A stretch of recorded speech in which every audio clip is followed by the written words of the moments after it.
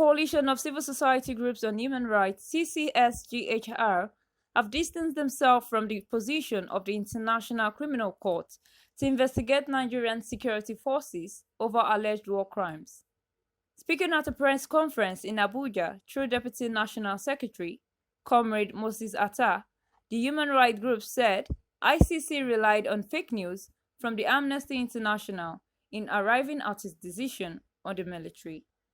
The coalition of civil society groups on human rights have, in time, to numerous mention, issued statements and reports in the reprisal of the operation of the Nigerian military in the prosecution of the war against terrorism and other acts of militancy in Nigeria. We are consequently alarmed by the recent position of the International Criminal Court, alleging that the Nigerian military would be investigated for crimes against humanity. This, in our opinion, is not only uncharitable but an indication that the International Criminal Court has lost focus on its mandate. We wish to state that the attempts by the International Criminal Court in this regard can be best described as attention-seeking in the bid to validate its already erudite relevance in the scheme of affairs on the global scene. This attempt at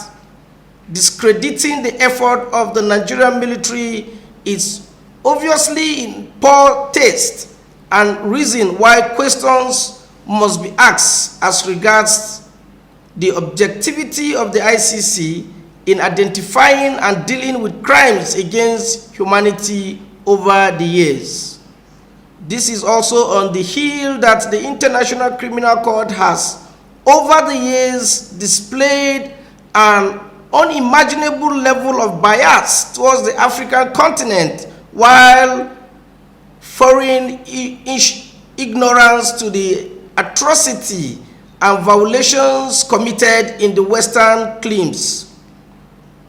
The coalition of the civil society group is alarmed that the International Criminal Court, that is neck deep in credibility, issued in its prosecution of perceived crimes against humanity, has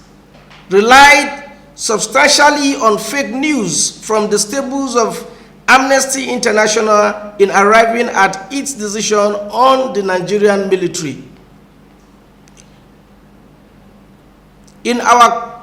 considered opinion, what the International Criminal Court has attempted in its recent position is nothing but a